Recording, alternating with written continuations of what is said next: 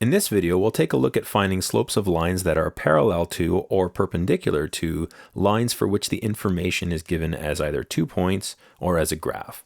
So let's start with a case in which we're given 2 points. Here we have a line that passes through the points 10, -4 and 16, -2, and we're first asked to find the slope of a parallel line. Well, in order to do that, we need to find the slope of our original line. That is, we need to find the slope of the line that goes through 10, -4 and 16, -2. So how do we do that? Well, we could draw a quick sketch of this line and use the rise and the run to find the slope, but we could also use our slope formula, which is what I'll do here. So the slope of a line can be found by doing rise divided by run, which is y2 minus y1 divided by x2 minus x1. And we'll say that this is 0.1 and this is 0.2. So we have y2, which is -2, minus y1, which is -4, all divided by x2, which is 16, minus x1, which is 10.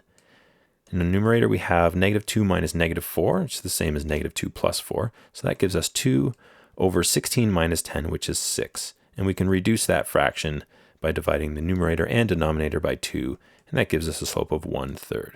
So that's the slope of the line that passes through these 2 points, which means that the slope of any parallel line will also be 1/3. And that answers our first question. What is the slope of a parallel line? It would have to be the same. It would have to be 1/3. We're then asked, what is the slope of a perpendicular line? Well, to find the slope of a perpendicular line, we need to find the negative reciprocal of 1/3. That is, we need to change the sign and we need to flip the fraction. We need to interchange the rise and the run. Now 1/3 is positive, so we'll need a negative result for the perpendicular line, and the reciprocal of 1/3 is 3 over 1. But of course, 3 over 1 really means 3 divided by 1, which is 3. So we could say that the slope here is just -3. Now let's take a look at the case where we're given a graph. Here we need to find the slopes of all parallel lines and all perpendicular lines to this given line. So once again, in order to do that, we need to find the slope of this line. And since we're given a graph here, I'll just find the rise and the run for any 2 points on this line. And it looks like we have one that's easily read there and another one that we can easily read right here. So that gives us a rise of, well, we need to drop down 6. So the rise is -6. And to get over to that other point, looks like we have a run of 4. So the slope, which is rise over run, is -6 divided by 4. Now, of course, a negative divided by a positive is a negative, and furthermore, 6 over 4 reduces to 3 over 2. Just need to divide the numerator and the denominator by 2. So the line on the graph here has a slope of -3/2, which means all parallel lines to this line will have the same slope, that is -3/2. So we could say slope of parallel lines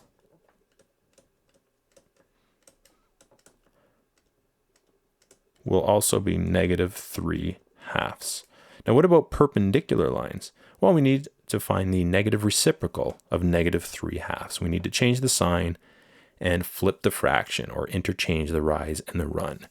Now -3/2 is negative, so we'll have a positive result for the perpendicular slope, and the reciprocal of 3/2 is 2/3.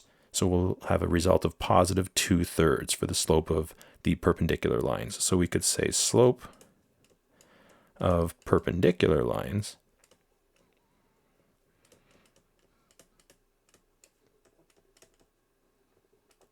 is positive 2/3. And that's it.